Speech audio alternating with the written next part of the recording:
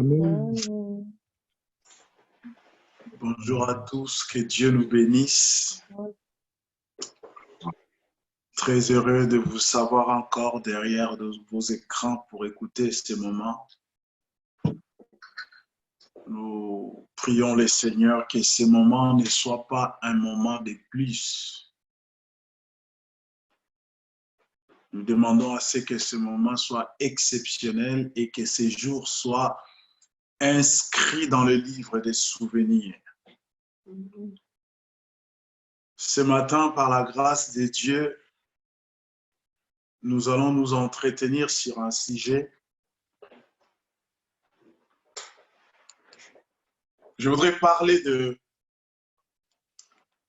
3 pathologies, avec 3 ou 4 pathologies physiques que nous pouvons assimiler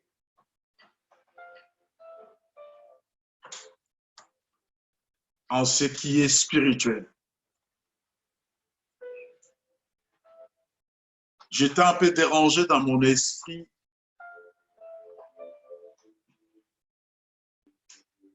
et je parlais au Seigneur par rapport à cela. Et c'est là où le Seigneur a commencé à parler à mon cœur. Nous voulons prendre nos Bibles.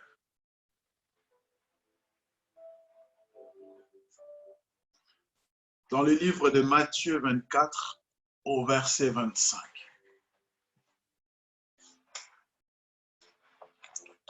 Matthieu 24, 25.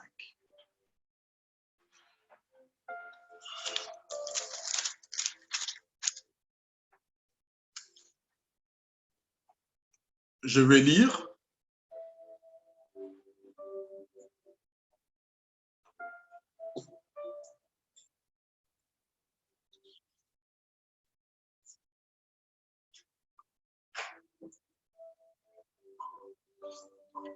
Un instant, pardon.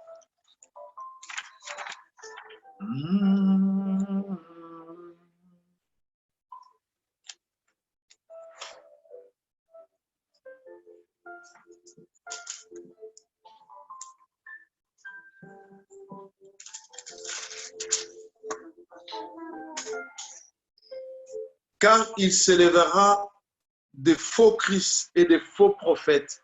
Ils opéreront des grands signes et des prodiges au point de séduire, si c'est possible, même les élus.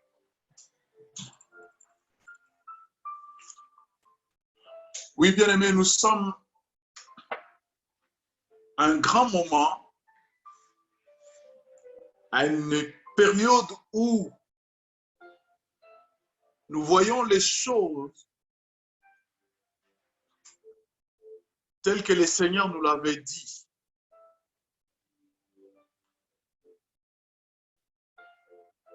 Le Seigneur, il dit ceci, car il s'élèvera des faux Christ et des faux prophètes.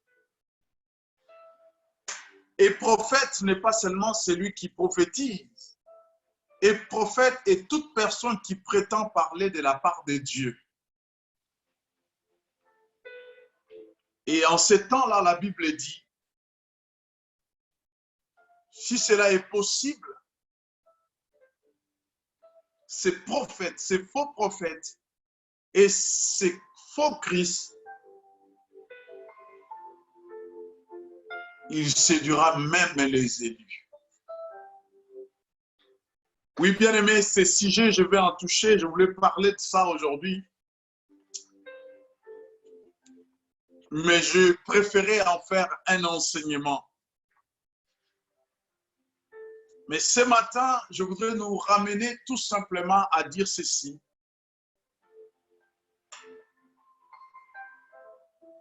Même les élus sont susceptibles d'être séduits. Nous sommes dans cette période où le Seigneur nous dit d'être prudents et de marcher prudemment sur la terre.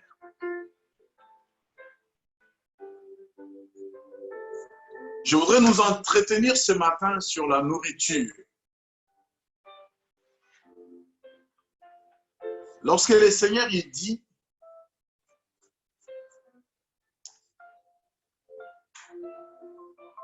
un bon serviteur est celui qui donne la nourriture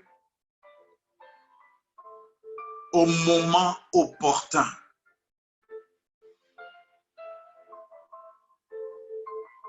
Je ne vous cache pas mon indignation, bien-aimés. Tous les événements qui sont passés et tout ce qui continue à se produire, je me posais des fois là, dans mon travail, pendant la nuit, je me posais des questions. La place de l'église, pourquoi nous allons à l'église? Si réellement nous attendons le retour de Jésus, pourquoi cet engouement autour des choses que le Seigneur a même prédit? Pourquoi cette naïveté de la part de l'Église? Et c'est là où j'ai compris une chose, bien-aimée.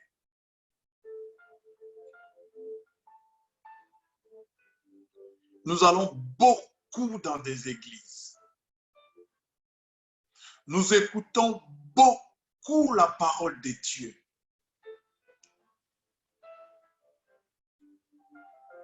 Nous faisons tout ce qu'on nous demande.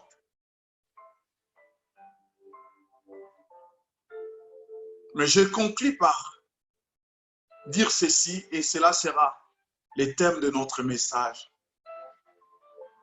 La nutrition.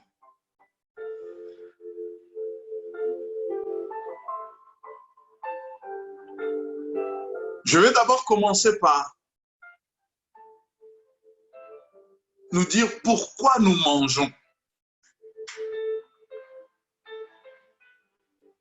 Nous mangeons ou nous consommons des aliments parce qu'ils fournissent l'énergie qui permet à notre corps de demeurer en vie.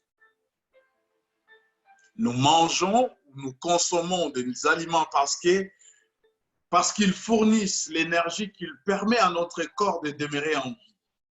En plus de donner l'énergie, les aliments apportent également tous les éléments nutritifs nécessaires au bon fonctionnement du corps. En plus de donner l'énergie, les aliments apportent également tous les éléments nutritifs nécessaires au bon fonctionnement du corps.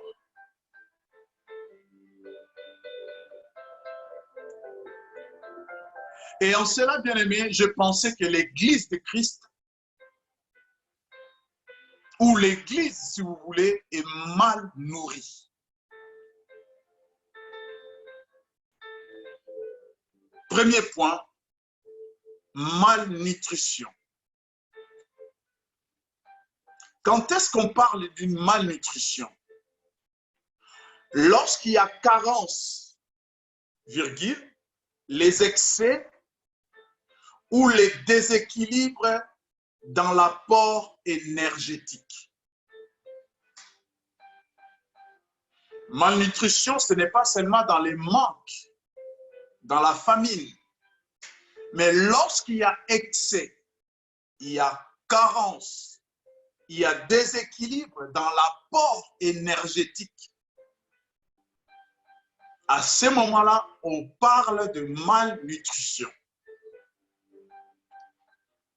Et lorsqu'on est mal nourri, cela peut provoquer beaucoup de maladies. Soit on mange en excès, soit on mange déséquilibré, soit on ne mange pas. Ces trois facteurs peuvent causer beaucoup de maladies au niveau du corps. Voilà pourquoi on nous bombarde à chaque fois, manger équilibré, manger 3 fruits et légumes. C'est parce que l'État veut que nous soyons en bonne santé pour pouvoir stimuler la croissance, l'économie du pays. Et cela est de même, bien-aimés. Lorsque l'Église de Dieu est mal nourrie, soit il y a carence, soit il y a excès, soit il y a déséquilibre. Et comme je l'ai dit, quand il y a toutes ces choses, cela peut provoquer beaucoup de maladies au corps. Cela peut provoquer beaucoup d'handicaps, de paralysie, beaucoup de pathologies. Juste parce qu'on ne mange pas bien, juste parce qu'on ne mange pas ce qu'il fallait, juste parce que notre alimentation est déséquilibrée ou juste parce qu'on n'en a pas vraiment le moyen de se donner la nourriture. Et je suis arrivé à dire ceci, bien-aimés, comme je vous avais promis la fois dernière. Nous constatons, bien-aimés, premièrement ou deuxièmement,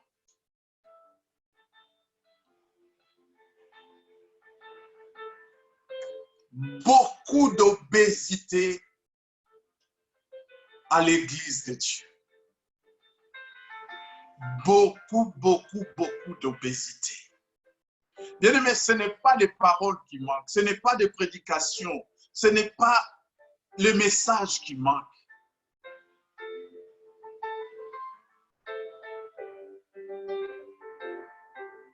Et le thème de mon message est que toutes ces pathologies nous empêchent de croître dans le Seigneur.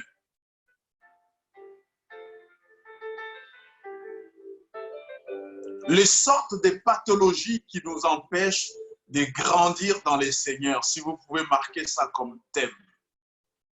Les sortes de pathologies qui nous empêchent de croître dans le Seigneur. Bien-aimés, nous avons besoin d'une nourriture au moment opportun. Une nourriture que nous avons besoin. Nous n'avons pas besoin de manger toutes les nourritures pour avoir une bonne santé. Nous n'avons pas besoin de manger tous les fruits, toutes les viandes, tous les poissons. Non, juste ce que le corps a besoin. Mais aujourd'hui, ce n'est pas le cas. Je vais parler de l'obésité spirituelle. 1 ou 2. Mon introduction, c'était la malnutrition. Mettons 1. L'obésité spirituelle. Je définis d'abord l'obésité. L'obésité est évaluée au niveau de l'indice des masses corporelles.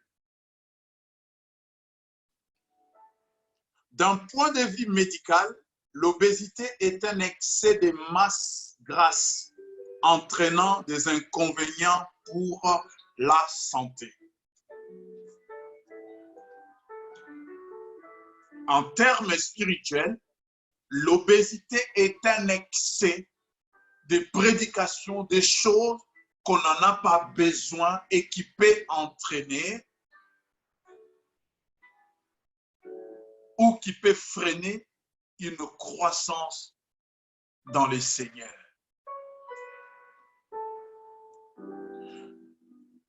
Nous lisons dans Philippiens chapitre 3, verset 19.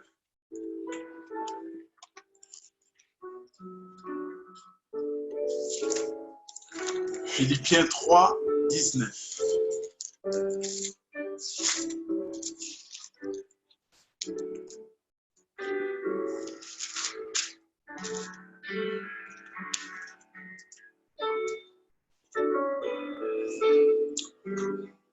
Je commence au verset 18. Il en est plusieurs qui marchent en ennemis de la croix du Christ. Je vous ai souvent parlé et j'en parle maintenant encore en pleurant. Leur fin, c'est la perdition. Leur Dieu, c'est leur ventre. Ils mettent leur gloire dans ce qui fait leur honte. Ils ne pensent qu'aux choses de la terre. Peut-être que je vais sortir du contexte selon la compréhension. Mais la Bible dit, l'apôtre est en train de s'indigner. Il dit, ces gens-là, ils marchent en ennemis de Christ. Leur fin, c'est la perdition. Et leur Dieu, c'est leur ventre.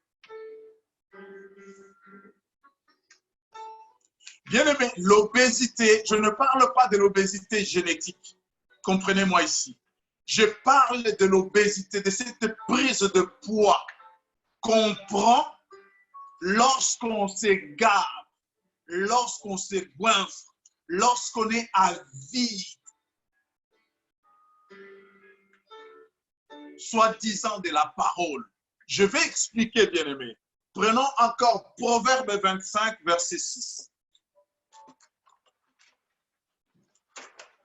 Proverbe 25, verset 6.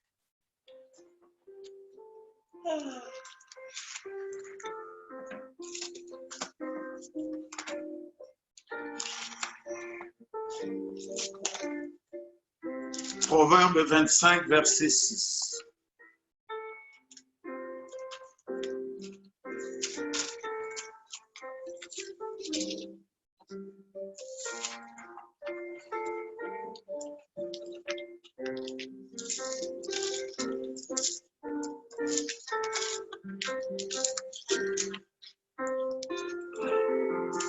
Si tu trouves du miel, n'en mange pas que ce que... Pardon, si tu trouves du miel, n'en mange que ce qui te suffit, de peur que tu n'en sois rassasié et que tu ne le vomisses.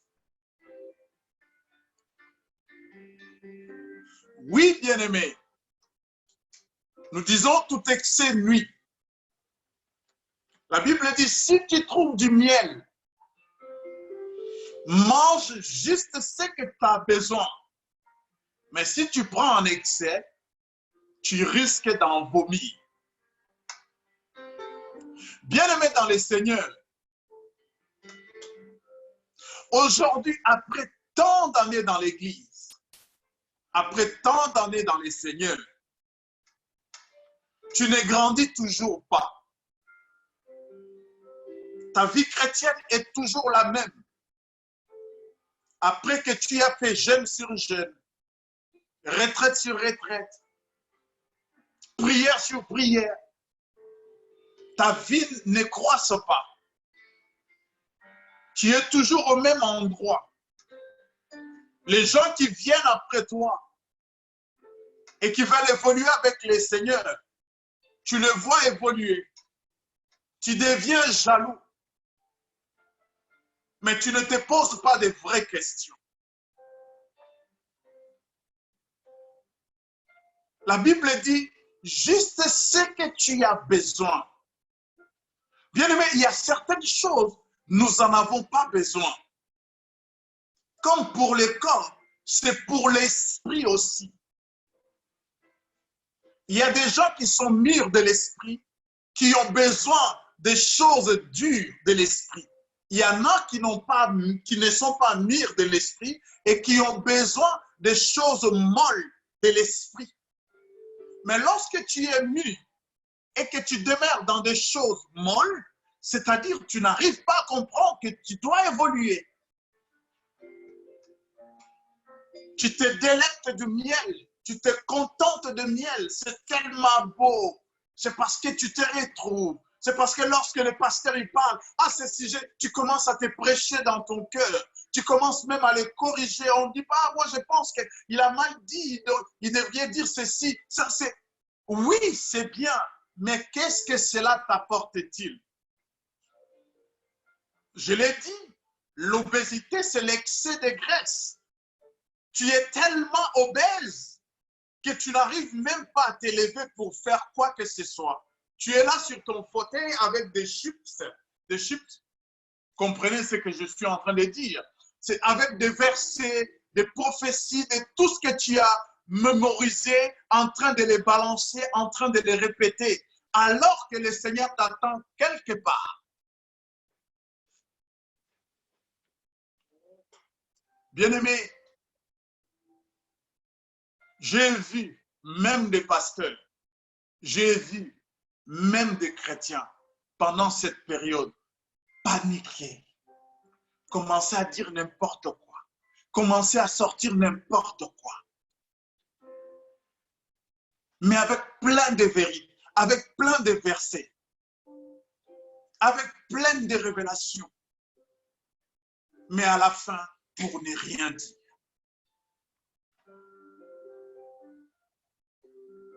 La Bible dit, mange le miel. Si tu trouves le miel, mange. Mais mange juste la quantité qu'il te faut. Ne prends pas en excès. Et bien aimé, cet état d'obésité spirituelle nous empêche de marcher, d'aller plus loin avec les seigneurs. Cet état d'obésité spirituelle, bien aimé, nous empêche de chercher Dieu. Nous nous suffisons à nous-mêmes. Tu connais tellement les versets de la Bible, tu connais tellement de prédications, des fois même lorsque ton pasteur prêche, toi tu somnoles, toi tu t'ennuies, parce que tu connais beaucoup. Mais laisse-moi te dire ce matin, n'es-tu pas dans un état d'obésité? Tu connais tellement beaucoup. La Bible dit, la connaissance enorgueillit. La connaissance rend orgueilleux. Et Dieu résiste aux orgueilleux. Peut-être que ce n'est pas parce que cette connaissance, cet état t'a rendu tellement orgueilleux, Dieu te résiste et tu ne peux plus évoluer. Tu fais concurrence avec Dieu. Lisons, bien aimé, dans 2 Timothée 4:3. 2 Timothée 4:3.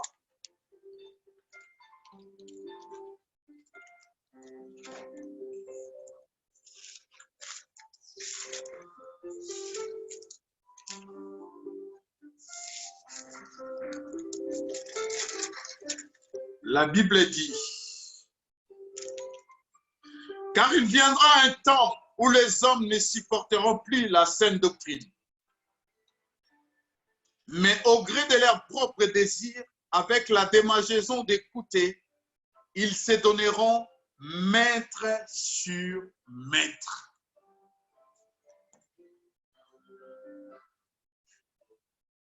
Bien-aimés, les gens auront la démangeaison d'écouter la vérité. Comme on dit, la vérité vient toujours par l'escalier. Tellement qu'elle prend le temps, ces gens-là, tellement qu'ils ont besoin d'écouter, ils ont tellement besoin de manger, de se remplir. La Bible dit, ils se donneront maître sur maître. Bien-aimé, tu finis, tu connais toutes les lignes de métro de Paris. Tu ne veux pas entendre, il y a un prophète qui vient d'Angola, là, il te dit ta vie comme s'il vit en toi. Il y a un séminaire de tel, il y a une veillée de tel, il y a une jeûne de 21 jours, de 40 jours. Un tel a ressuscité un mort. Tu es partout. Tu ne veux pas entendre qu'il y a un pasteur là-bas, voire même tu as quitté ton église. Parce que soi-disant, ton pasteur, il ne prêche pas bien, tu es allé vers ce pasteur qui prêche bien. Mais laisse-moi te dire, bientôt tu vas quitter cette église pour aller chez un autre pasteur qui prêche bien. Et après avoir été là-bas, tu partiras encore. Tu ne finiras pas. Parce que tu ne te rassasies pas. Tu es à la quête de quoi? Je ne sais pas. À la quête de la connaissance, je ne sais pas. Combien de fois on t'a déjà raconté ta vie? Et qu'est-ce que cela a apporté dans ta vie? Mais tu es là. Enseignement de tel, tu y es. Enseignement de tel. Dites-moi, comment tu ne vas pas t'embrouiller? Bien-aimé, chacun a son appel. Nous sommes les 5 doigts de la main. Mais chaque doigt a un rôle à jouer. Et chaque doigt porte son nom propre. Tu t'éparpilles tellement, même le Seigneur, se pose des questions. Comment je peux canaliser mon enfant? Où je peux le trouver? Quand le Seigneur t'attend aux Ulysses, toi tu es dans Paris. Quand le Seigneur t'attend à Philadelphie pendant notre connexion, toi tu es dans une autre connexion, tu es ailleurs. À la quête du bonheur. Bien-aimé, laisse-moi te dire une chose. Le bonheur n'est pas ailleurs. Le bonheur, c'est en toi. Et Dieu crée le bonheur en toi. Ton bonheur ne se trouve pas ailleurs. La preuve, reste là où tu es, persévère. Tu verras Dieu te bénir. Tu verras Dieu te visiter. Si tu es sincère. Arrête, bien-aimé. Étant donné que tu es un enfant de Dieu, qui a confessé Jésus, tu l'as reçu comme Seigneur et Sauveur, arrête, dis-toi qu'il vit en toi. Ce que tu désires, si cela est dans la volonté de Dieu, dis-toi que cela s'accomplira. N'est-ce pas parce qu'un prophète ou un homme de Dieu t'aura dit des choses et que Dieu, dans sa faiblesse, va accomplir cela parce que non, Dieu accomplira tout ce qu'il t'a promis si cela est dans sa volonté. Lorsque tu n'es plus dans la volonté de Dieu, bien-aimé, tu montes, tu tombes, tu t'éclates, je ne sais qu'il pleuve, qu'il neige. Cela ne s'accomplira pas. Je vous ai dit l'autre fois, pour qu'Abraham puisse comprendre les choses, il aura fallu qu'il revienne à Bethel. Il aura fallu à Jacob de revenir là où Dieu l'avait rencontré. Et lorsqu'ils sont revenus, c'est là où le Seigneur les a bénis. Abraham est parti chercher. Il est parti de Chaldée. Il est parti des parents. Il est parti d'Égypte. À la recherche de Dieu, à la recherche du bonheur. Mais le bonheur était à Abraham. Le bonheur d'Abraham n'était pas en Égypte. Même le bonheur de Joseph n'était pas en Égypte. Le bonheur de Joseph, c'était en Joseph. Et c'est Joseph qui l'a amené en Égypte. Lorsque Joseph arrive en Égypte, il vient avec son bonheur. Son bonheur était sa sagesse, son bonheur était sa consécration, sa sanctification et sa confiance en Dieu. Tout ce qui nous arrive, c'est juste les incidents de parcours. Mais nous, aujourd'hui, ce n'est pas le cas de Joseph. Nous voulons entendre. Nous voulons voir. Si le pasteur ne guérit pas, ce n'est pas un homme de Dieu. Si le pasteur ne fait pas tomber des gens, ce n'est pas un homme de Dieu. Nous voulons là où ça bouge, là où tout le monde est en transe. Et c'est là où il y a Dieu. Nous sommes tellement à la quête de la sensation et nous allons même de pays en pays, de village en village, de ville en ville pour aller chercher Dieu. Oh bien-aimé, tu es obèse, tu as de l'obésité spirituelle. Tu es tellement rempli de choses. Et les conséquences de l'obésité spirituelle, vu que tu n'as plus d'activité, tu restes. Il y en a qui sont repliés. Ils sont tellement remplis de la connaissance, bien-aimés. Ils sont juste derrière leurs écrans pour critiquer. Ils se promènent avec leurs sujets fétiches pour discuter, pour critiquer, pour rabaisser. Ils n'apportent rien à l'édifice. Rien, si ce n'est des discussions stériles et banales.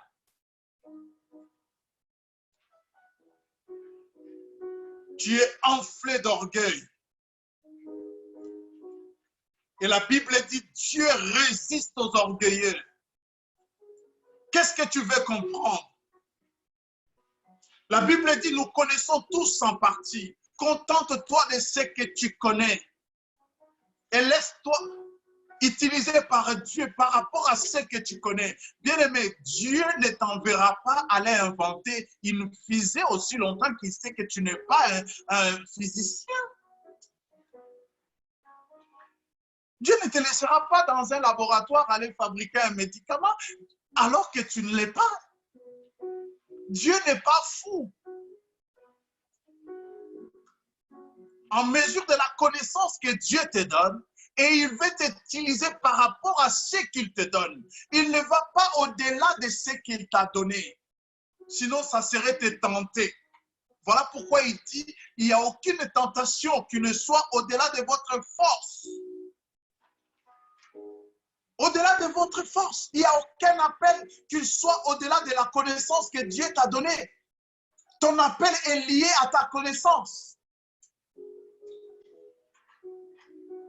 Tu as juste besoin d'une nourriture appropriée, une nourriture nécessaire pour ta santé spirituelle. Arrête de manger n'importe quoi. Arrête d'aller prendre n'importe quoi. Et voilà pourquoi des fois tu arrives comme ça, tu n'arrives pas à dormir. Tu te poses des questions, qui dit vrai, qui dit vrai. Mais tu te poses des questions, tu n'as pas de réponse. Où est ton Dieu? Où est ton Saint-Esprit? La Bible dit, c'est lui qui t'enseignera dans toute la vérité. Bien aimé, lorsque tu es dans tous ces questionnements, pose-toi encore une petite question intérieure. Est-ce que je suis encore avec Dieu? Est-ce que Dieu est encore avec moi?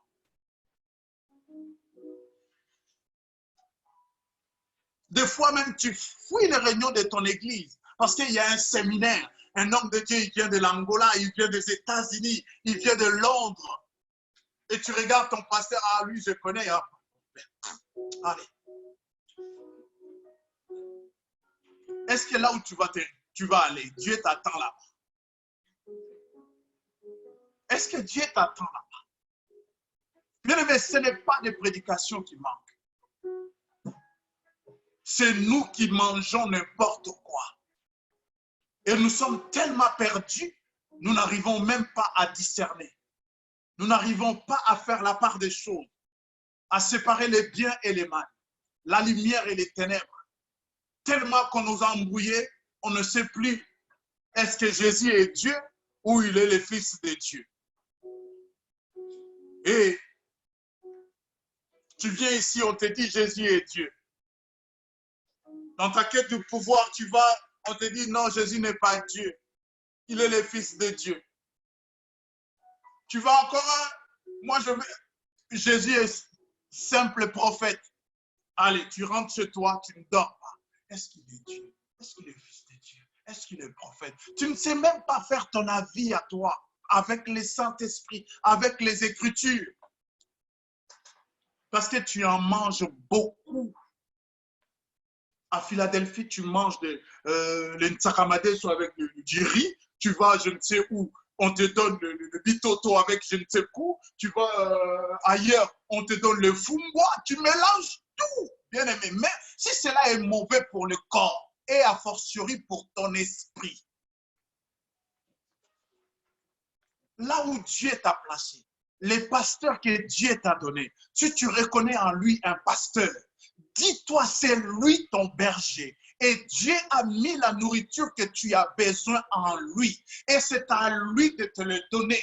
Et lorsque tu refuses de manger cette nourriture, bien-aimé, comment veux-tu croître? Comment veux-tu grandir? Nous voyons des fois les nourrissons quand ils refusent de téter. Comment les mamans ils sont inquiètes? C'est vrai, le lait en poudre, bon, c'est vrai, il y en a, mais les mamans préfèrent téter leurs enfants.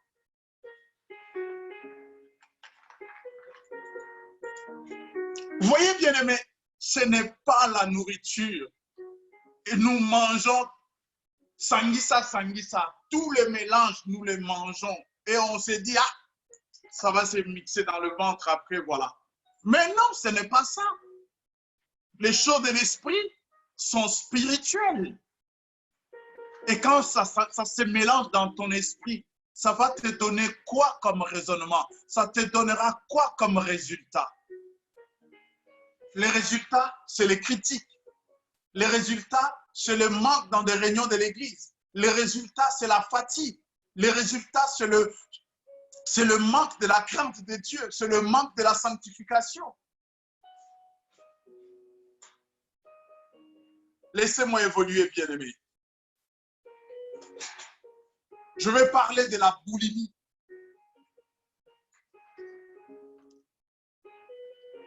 La boulimie est une pathologie qui consiste à avoir un besoin excessif de la nourriture. La boulimie est une pathologie qui consistant à un besoin d'excès de nourriture. Ça touche un peu ce que je viens de dire. Bien-aimé, regarde un peu, tu n'es pas boulimique.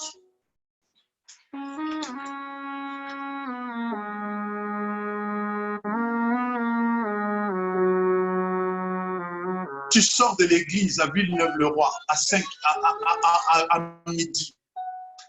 Tu attrapes le train de Paris à 13h. À 14h, tu es à Saint-Denis. Tu finis à 16h. Tu cours à la gare. Tu attrapes les bus, les trains. Tu vas à Blanc-Nil. Troisième culte. Tu cherches quoi? Tu cherches quoi? C'est un manque d'hygiène physique et spirituelle. Ton corps a besoin du repos. Vous savez, bien aimé, un boulimie, il mange beaucoup, mais il a un problème. Il a peur de la réaction de la nourriture qu'il vient de manger. Qu'est-ce que cela va produire dans son corps? Et des fois, il se lance dans des activités physiques intenses pour pouvoir évacuer ce qu'il a mangé. Mais bien aimé, pourquoi tu l'as d'abord mangé? Bien aimé, pourquoi tu t'es rempli comme ça? Dites, donnez un peu une réponse. Pourquoi tu t'es rempli? Pour faire quoi après? Dieu n'est pas contre la perfection. La perfection n'est pas l'excès. Il nous dit, soyez modérés. Tu sors d'un jeûne de 21 jours. Une semaine après, tu repars d'un jeûne de 40 jours. Tu ressors de 40 jours. Une semaine après, 21 jours. Bien-aimé, cela te sert à quoi? Dites-nous, expliquez-nous un peu. Cela te sert à quoi? Pourquoi Paul n'a pas fait les jeûnes d'Esther? Pourquoi Jean n'a pas fait les jeûnes de Jésus? Pourquoi Pierre n'a pas fait les jeûnes de Moïse, de Jésus? Et que nous seulement, à notre époque, nous faisons les jeûnes d'Esther. D'Esther, les jeûnes de Jésus, les jeûnes de 40. Pourquoi? Est-ce que ta situation est pareille que celle d'Esther? Ton peuple est en déportation. Est-ce que tu veux commencer un ministère salvateur que tu vas mourir à la croix, tu vas 40 jours dans des prières?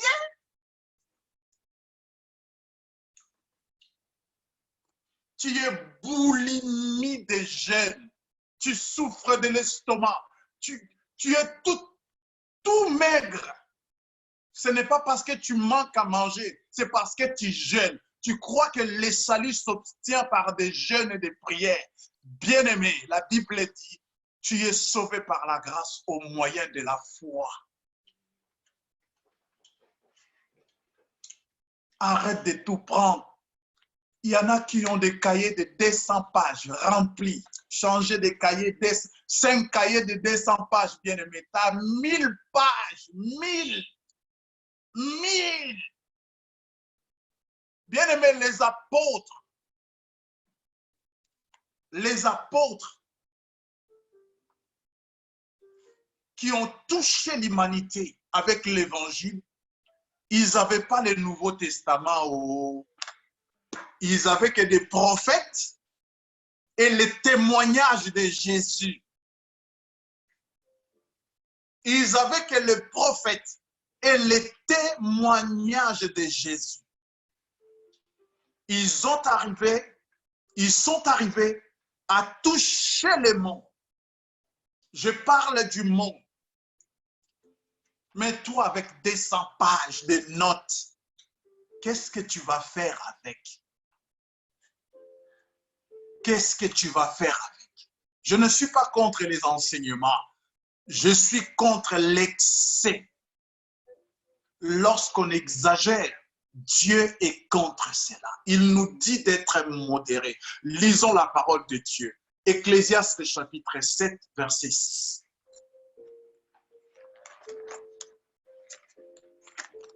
Ecclésiaste 7, 6.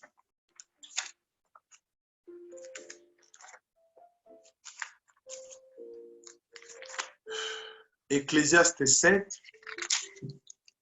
Ecclésiaste 7.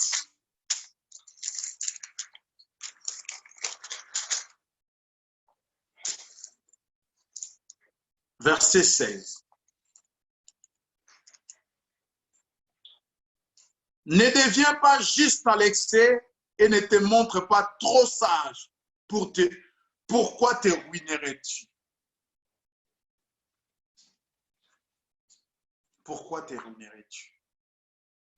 Si vous n'avez jamais rencontré ces gens, moi je les côtoie presque tous les jours. Ah frère, on vient de sortir d'un jeûne de 21 jours. Ah, la fois dernière, c'était 40 jours. Et tu le vois, il se montre juste. La Bible dit, quand tu gênes, prends une apparence un peu décontractée. Que les gens autour de toi ne sachent pas que tu gênes. Nous voulons exagérer, bien-aimés. Exagérer dans la sainteté. Nous voulons exagérer dans tout. Comme tu es un chrétien dans ton travail avec tes collègues, tu rigoles même pas, tu fais même pas de blagues. Déjà, tu les côtoies même pas à la cantine, ils sont à gauche, tu es à droite. Parce que les ténèbres et la lumière ne peuvent marcher ensemble. Bien-aimé, tu es dans l'excès. Tu es dans l'excès. Et juste, toute personne qui a été justifiée par Jésus, toute personne qui a cru à cette œuvre justificatrice de Jésus, ce n'est pas parce que je rejette les autres, ce n'est pas parce que j'évite de me mettre avec les autres que je suis saint. Ne te trouve pas saint en toi-même ou ne te trouve pas saint en excès. Sois juste un homme, sois juste un humain. Dis-toi, tout peut arriver. Lorsque Jésus parla à Pierre, Pierre pouvait dire à Jésus, tu es fou ou quoi? Moi, t'es renié. Lui qui avait reçu la révélation que Jésus était le Messie. Mais le Seigneur lui dit, tu me renieras, Pierre. Pierre, il dit, non, cela n'arrivera pas. Juste en excès. Pierre, tu me... Non, Seigneur, tu ne me connais pas. Tu ne me connais pas, moi, je ne tomberai pas. Non, c'est quoi ça? Tu es qui, toi? Si tu ne tombes pas jusqu'aujourd'hui, c'est juste une grâce. Ce n'est pas parce que tu es quelque chose. C'est juste une grâce. Baisse un peu tes épaules. Sois humble. Ne sois pas chrétien en excès. Ne vois pas les mal partout. Il y en a aujourd'hui qui se sont séparés avec leur famille. Parce que la famille, elle est mauvaise. Il y a des sorciers dans la famille. Ah, l'autre, il s'est séparé. Oh, bien-aimé dans les Seigneurs, ne sois pas juste en excès. Prends la nourriture dont tu as besoin. Mange les justes mesures que ton corps, que ton esprit a besoin. Ne te gave pas. Le gavage a des conséquences néfastes à la santé, spirituelle ou physique. Ne te gave pas de critiques. Ne te gave pas de discussions qui n'amènent à rien. Ne te gave pas de mépriser les autres. Ne te gave pas. Prends juste ce que... Il y en a qui se sont lancés des défis, lire la Bible de Genèse en Apocalypse. Oui, c'est une bonne chose. Mais qu'est-ce que tu en feras avec? Tu veux devenir un professeur émérite? Je ne sais pas. Qu'est-ce que tu veux devenir? Un conférencier? Si c'est ça, gloire à Dieu. Mais si ce n'est pas ça, dis à Dieu, Seigneur, je veux juste ce que j'ai besoin, ce que mon âme a besoin et qui est dans ta parole. Il y a certaines choses dans la Bible, bien aimé, jusqu'à ce que tu meurs, tu ne connaîtras jamais. Parce que ça ne te concerne pas. Dieu n'a pas besoin que tu les connaisses. Parce qu'il ne t'attend pas dans ces choses. Proverbe 23, versets 20 à 21.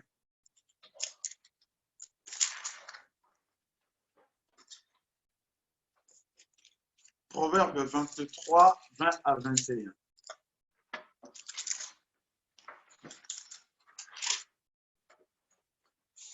Ne sois pas parmi ceux qui s'enivrent du vin, parmi ceux qui font des excès de viande.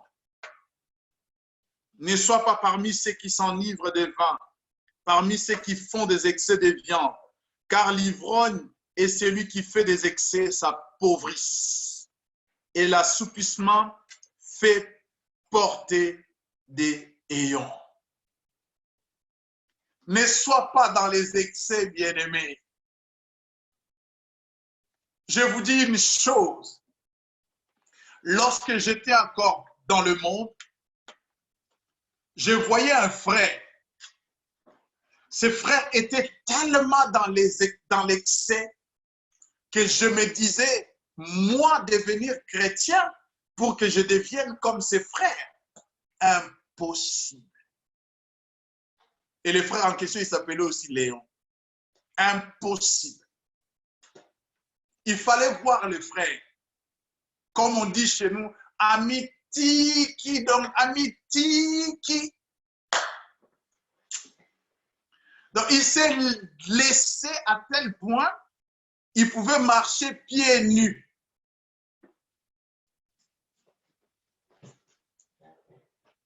Ses vêtements, c'est comme, je ne sais pas, quand on les regardait, on n'avait même pas besoin de demander, tu pries dans quelle église? Et déjà, lorsqu'on le voyait de loin, on changeait de direction. Il était dans l'excès. Et la Bible dit, l'assoupissement fait porter des ayons. Tu vas mettre des lambeaux. Ne sois pas dans les excès, bien-aimés. Ne sois pas dans les excès des versets bibliques. Et surtout, ne sois pas intimidé parce que quelqu'un récite des versets bibliques. Ne sois pas intimidé. Ce n'est pas ça qui nous amènera au ciel. Ce qui nous amènera au ciel, c'est lorsque nous pratiquons et nous faisons la volonté de Dieu. Ce n'est pas le nombre de versets bibliques que nous connaissons, bien-aimés. Ce n'est pas parce que nous les citons les yeux fermés. Non, ce n'est pas cela. Et ce n'est même pas cela qui fait de quelqu'un un enfant de Dieu. Ne sois pas dans les excès, bien-aimés. La boulimie spirituelle. Ne sois pas dans les excès. Reste modéré. Soyez modéré et sobre, dit la Bible.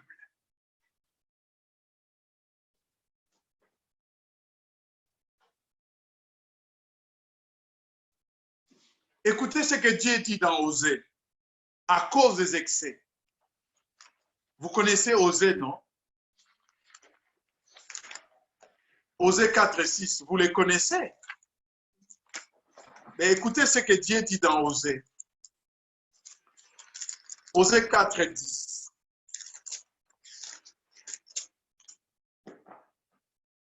Ils mangeront sans se rassasier. Ils se prostitueront sans multiplier parce qu'ils n'ont cessé de prendre garde à l'Éternel.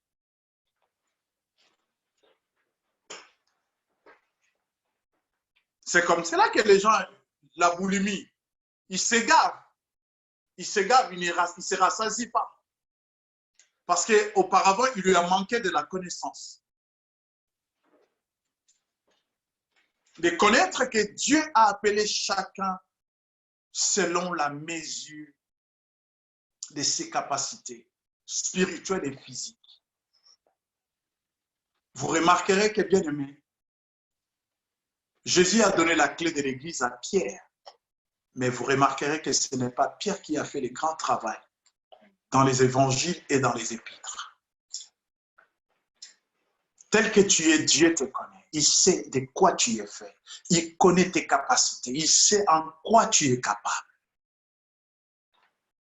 C'est ça la question que tu dois. Paul, lorsqu'il vient au Seigneur, il lui pose, il ne vient pas seulement, non Seigneur, ben voilà, non Seigneur, Alimbisingas, le Seigneur m'a pardonné, maintenant je... Non, il dit, que veux-tu que je fasse? Pour toi, Dieu t'a dit de tout faire, de connaître tous les versets bibliques, de participer à toutes les réunions prophétiques, hein, ouais, on l'appelle ça atmosphère prophétique et réunion prophétique, de participer à tous les jeûnes, de 21, de 40, de 7 jours, je ne sais pas. Qu'est-ce que Dieu veut que tu fasses? Qu'est-ce que Dieu veut que tu fasses?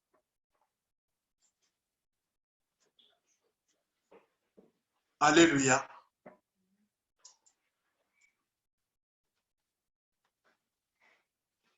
Bien-aimée Église de Dieu, le Seigneur attend de nous la maturité. La Bible dit jusqu'à ce que nous soyons.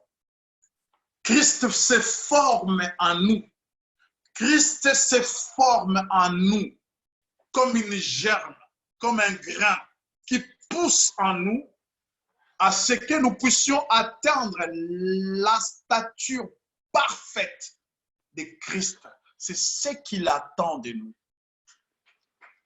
Après tant de jeûnes, au Bandar au Géné, ça fait 10 ans pour la même chose. 10 ans.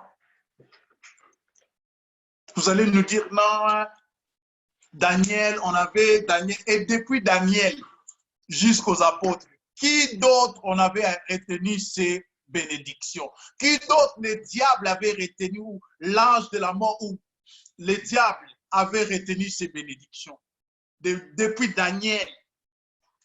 Bien aimé, ne faisons pas des versets, des contextes, des circonstances, une doctrine. Ce que le Seigneur veut de toi et de moi, c'est que nous puissions entrer dans sa volonté. Si la volonté de Dieu pour toi est de jeûner et de prier, fais-le. Si la volonté de Dieu est pour toi est d'accumuler des enseignements, fais-le. Mais si telle n'est pas la volonté de Dieu, bien-aimé, cherche à savoir en quoi, qu'est-ce que Dieu attend de toi. La maturité. Je ne parle pas de la maturité, mais la nourriture que nous prenons, bien aimé, la nourriture nous donne l'énergie dont le corps a besoin pour nos occupations journalières. La nourriture procure des éléments nutritifs à l'organisme pour que nous soyons en vie et en bonne santé. Quelle est ta santé spirituelle? Es-tu obèse? Es-tu boulimique? Quelle est ta santé spirituelle? Et le manque de la nourriture peut provoquer encore d'autres maladies que nous verrons dimanche prochain. Que Dieu vous bénisse abondamment. Baissons nos têtes dans la prière, s'il vous plaît. Bien-aimés, nous avons parlé de la part de Dieu. Je ne connais pas ton problème. Le dimanche prochain, nous parlerons d'autres maladies, d'autres handicaps. qui ruine et qui détruit l'Église de Dieu. Mais ce matin, Dieu nous a parlé. Qu'est-ce que nous cherchons? Bien-aimé, tu n'arriveras pas à écrire des psaumes comme David. Tu n'arriveras pas à la sagesse de Salomon. Et tu n'es même pas Salomon. Quel est ton modèle? Qu'est-ce que tu veux devenir? Tu veux devenir comme ton pasteur? Tu veux devenir comme ce pasteur-là que tu regardes, je ne sais quoi. Laisse-moi te dire le modèle par excellence. Le modèle même que ton pasteur fait référence, c'est Jésus-Christ de Nazareth. C'est lui le vrai modèle. La Bible dit, il place une table en face de mes adversaires. Et sur cette table, bien-aimée, quelle est la nourriture que Dieu t'a placée devant? Il t'a mis quoi sur la table, bien-aimé? Dieu te sert à lieu saint, tu vas aller te nourrir à comme la ville. On risque de te donner la nourriture par défaut. Reviens à la table du Seigneur. Dieu a la nourriture dont ton corps a besoin. Ce n'est pas à toi de chercher la nourriture que ton corps a besoin. Bien-aimé, il y a des fois, on se sent fatigué, on a mal à la tête, on se dit tout de suite que c'est la tension. Mais quand on va chez le médecin, il diagnostique autre chose. C'est ce qui se passe aussi avec nos besoins. Il connaît nos vrais besoins, Dieu. Tu peux sentir le besoin de jeûner, mais Dieu t'attend dans la méditation. Prions. Éternel notre Père, nous te bénissons, nous te rendons honneur. Papa, merci pour ta parole ce matin. Je prie pour ton peuple. Ce peuple que je recommande entre tes mains, Père, je prie de le préserver de tout mouvement qui se donne maître sur maître. Seigneur, garde le troupeau que tu as mis sous ma responsabilité. Seigneur, je t'en supplie, prépare à chaque enfant d'avoir un cœur qui supportera, qui prendra la nourriture que tu me mets à cœur afin de les apporter. Père, bénis ta parole dans leur cœur.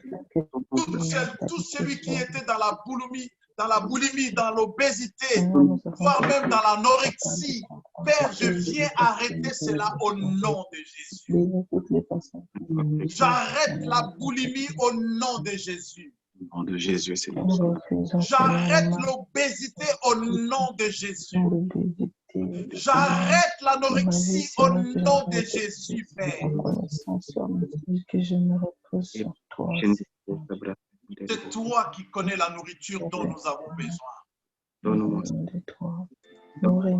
C'est toi qui sais, Seigneur, qu'est-ce qu'il manque pour que nous croissions avec toi. Tu sais ce dont j'ai besoin. Voilà pourquoi nous avons besoin de 5 ministères dans cette communauté. Parce que l'un va moissonner, l'autre va s'aimer, et toi tu feras croître. Seigneur de grâce, bénis cet auguste ensemble. Bénis ton peuple. Visite celles et ceux qui ont besoin de ta visitation. Touche celles et ceux qui ont besoin de tes attouchements. Fais-les grâce, Seigneur, de te connaître comme le véritable Dieu. Je bénis leur famille, je bénis leur foyer, je bénis leurs projets dans le nom de Jésus. Amen. Amen. Que Dieu nous bénisse. Amen. Dimanche prochain, merci. Nous allons continuer sur des sujets qui nous restent. Et